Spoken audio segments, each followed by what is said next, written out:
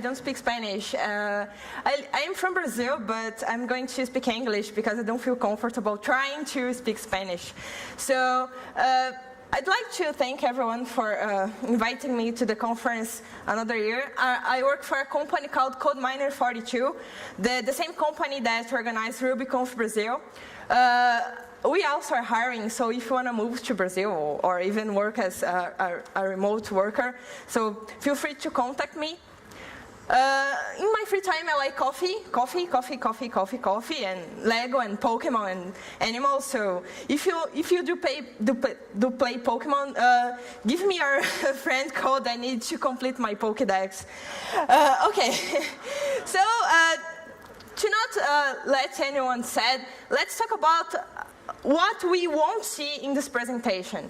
We won't see anything about advanced graph theory. This is not the main goal of this talk. We are not going to see a Neo4j complete guide because, well, it's boring and you can find this at Google. We won't see Java stuff, ew, XML, no, please. We also won't see the classical damn example about graphs that is social networks. Come on, no one deserves that. Why are you talking about graphs, especially in a Ruby conference? Have you ever drawn something like this? Yes? Yes? Someone draws anything like this at least once in your life. Okay, so why are we going to talk about graphs? I want to show you that graphs are something natural in your lives, okay? And I want to show you too how to apply this natural behavior inside your systems. To show one example, let's explain how do CodeMiner build dev teams. Probably if you work in a consulting company, you have more than one team, and eventually you need to build these teams according to skills, okay? So let's imagine we have a customer that needs a project that uses iOS, Ruby, JavaScript, Java, and REST. Let's imagine this case. And we also have two developers. One developer that is Legolas. Okay, no, he's not Legolas. But who knows Angular and knows CSS. And we have another developer that knows Ruby, C, and REST.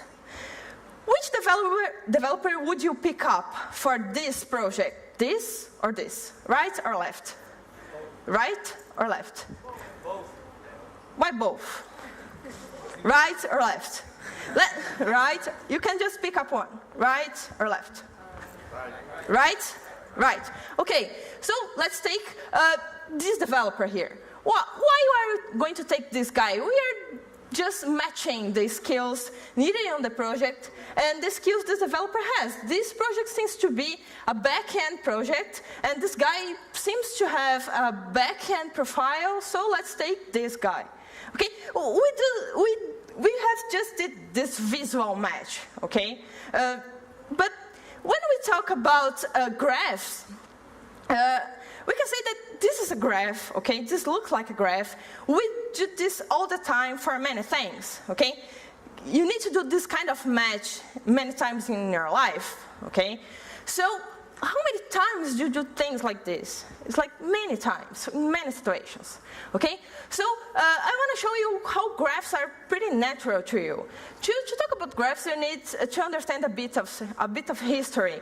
The first guy who gave mathematical behavior for graphs was this guy, Euler.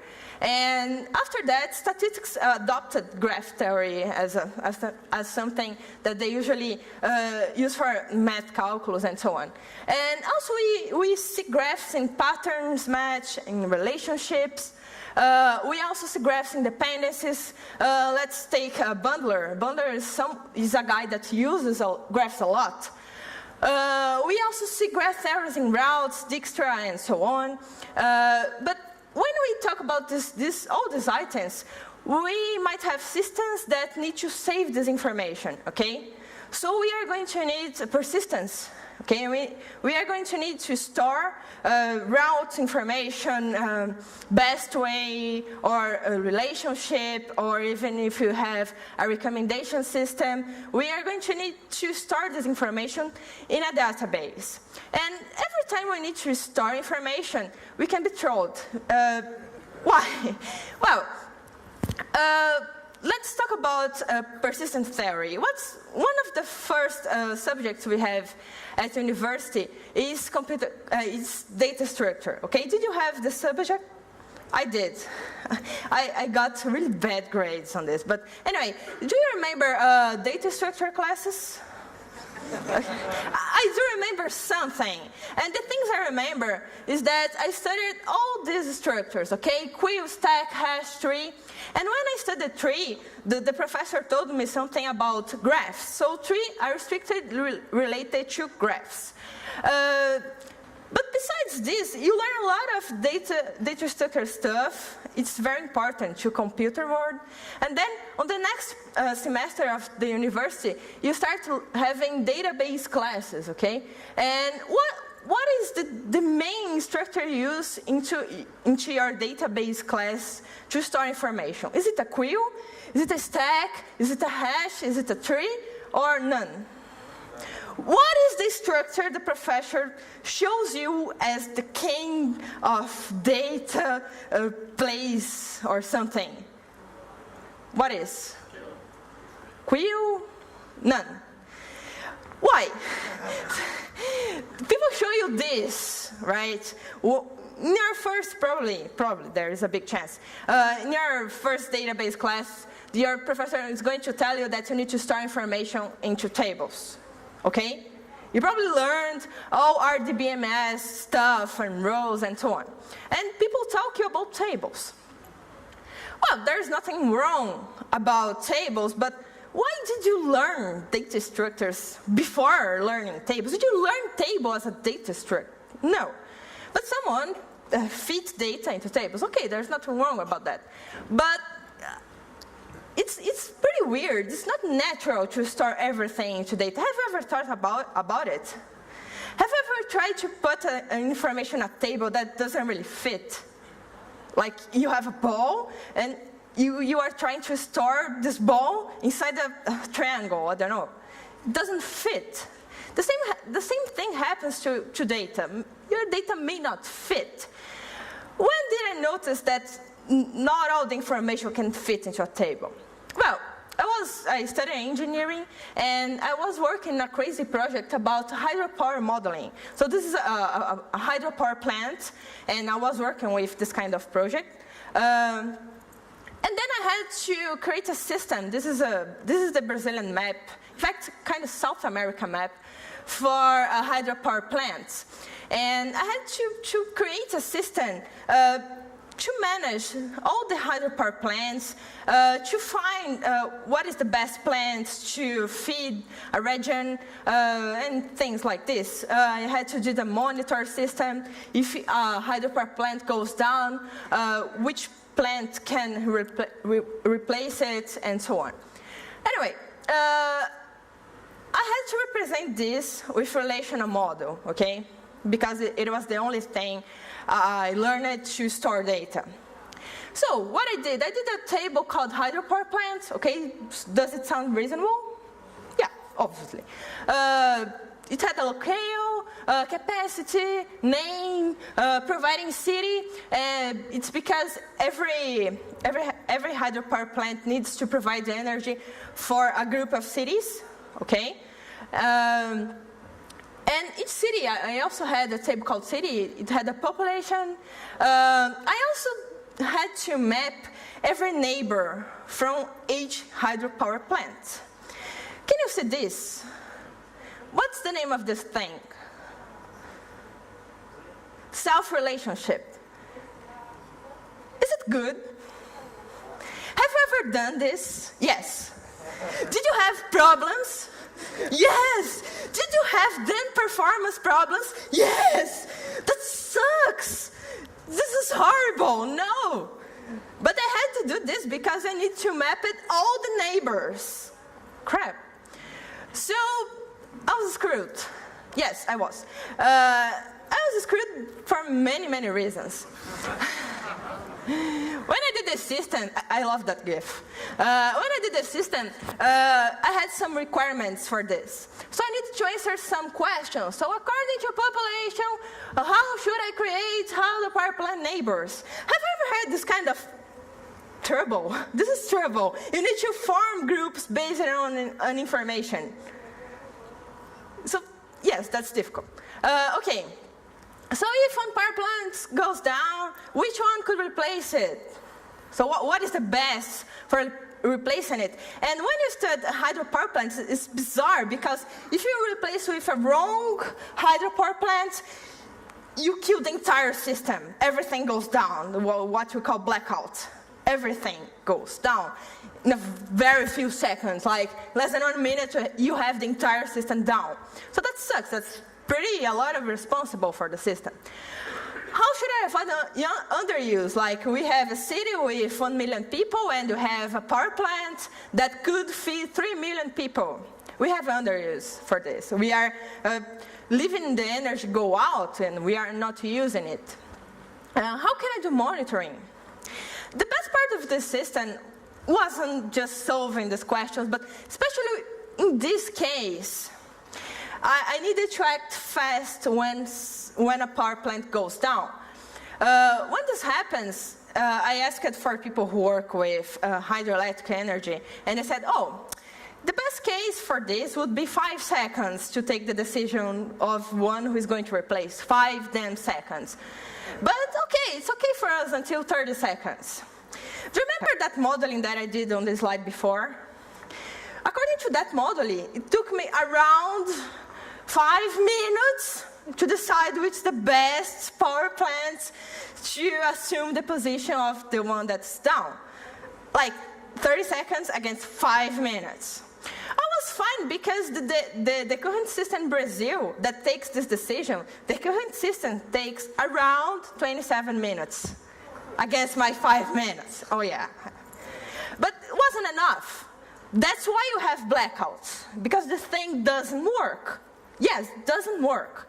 So okay, I needed to find something to fit around 5 seconds, or until 30 seconds would be okay. So that was pretty difficult. I was screwed, totally screwed.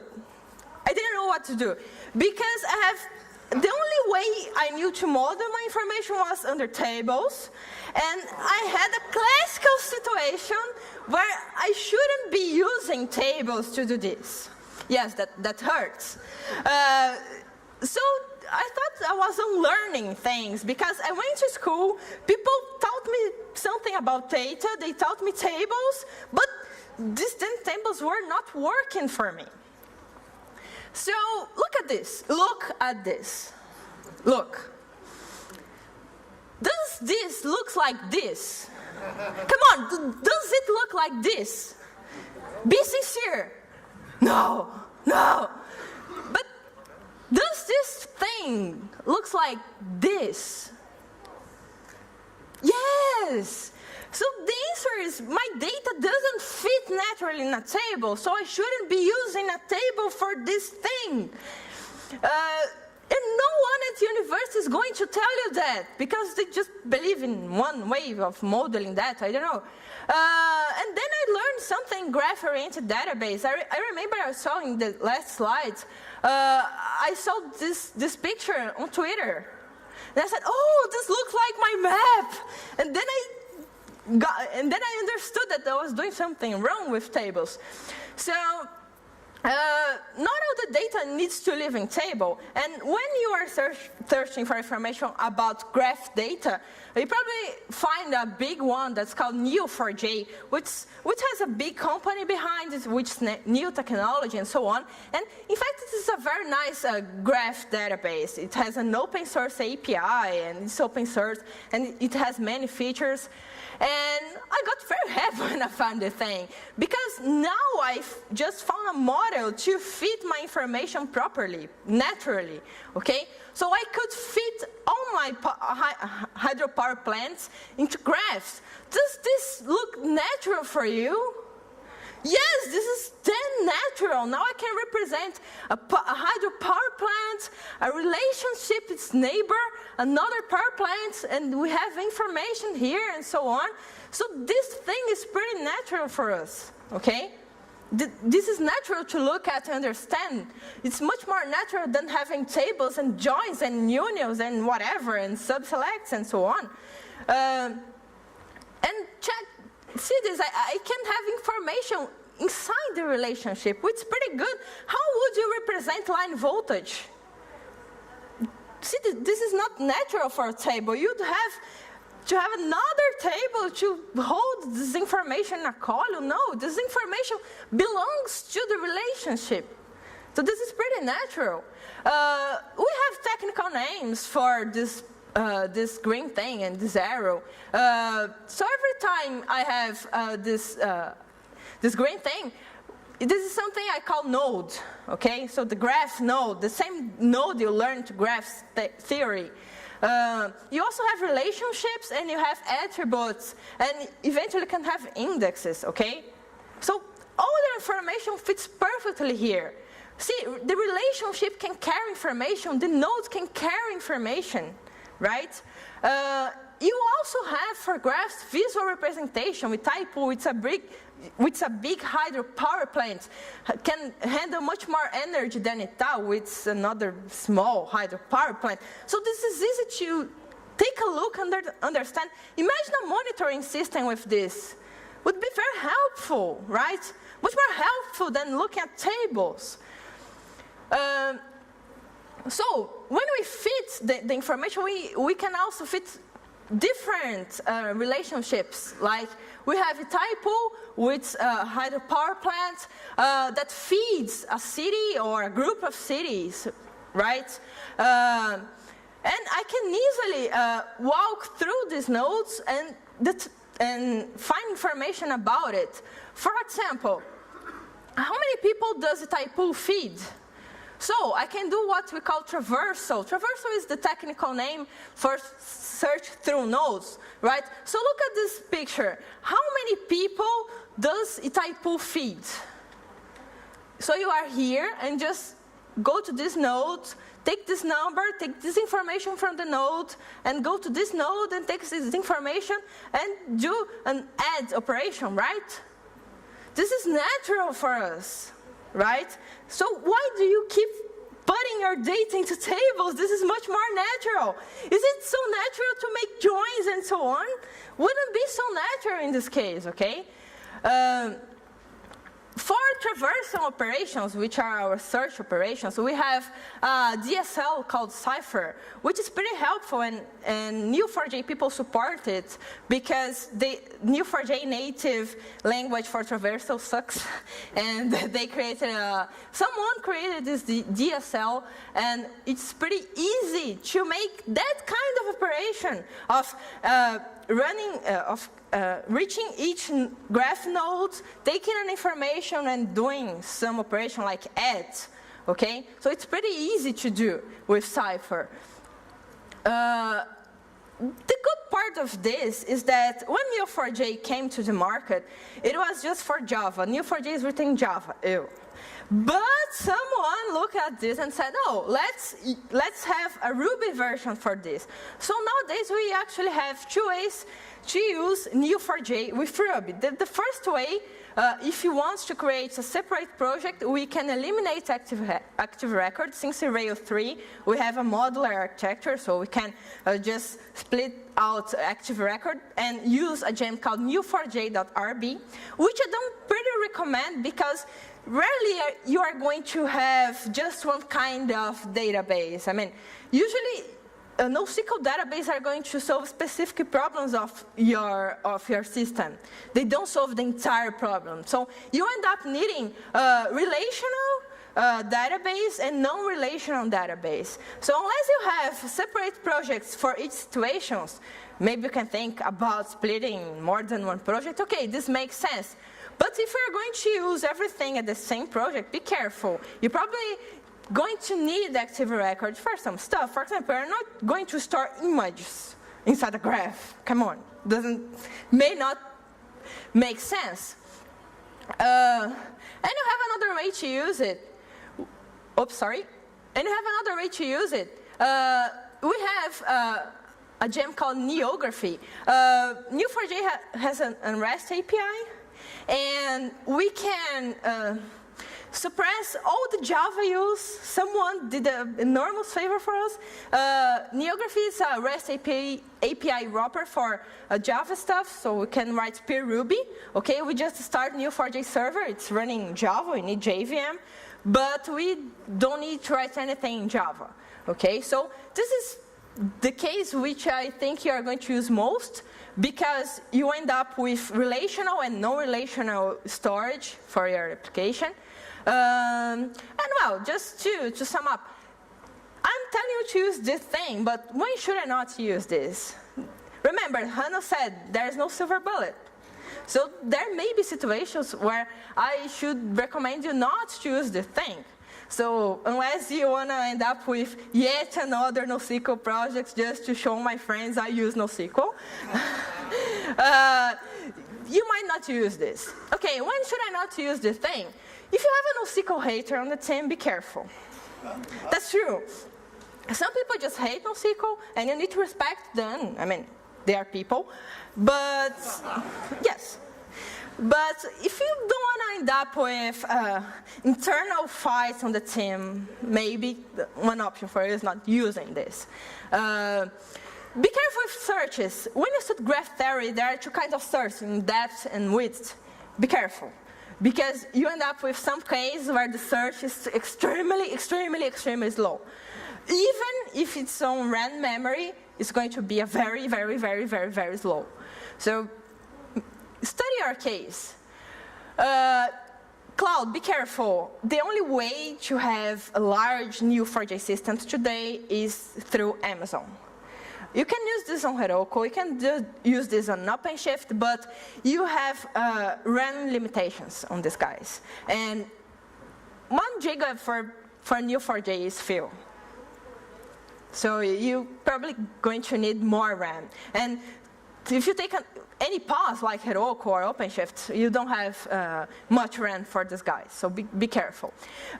You don't have yet a node monitor, so some companies will ask you to monitor each node in a unique way. You can't do this with Neo4j.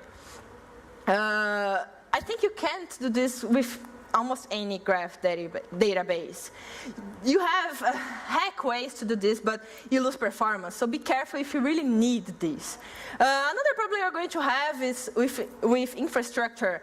You need backup. And if Amazon is the only way to use it, you might have problems for backup. Okay, you are going to hire someone to take care of your infrastructure and so on.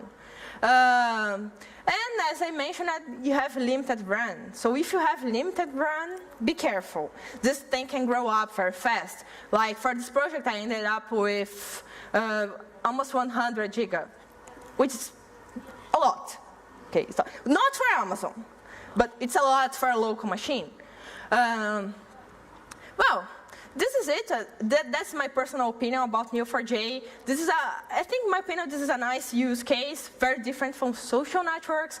So the message is, does your data fit naturally on everything you want to fit? If yes, okay, keep using. If no, you might change for something more appropriate. Okay, so thank you.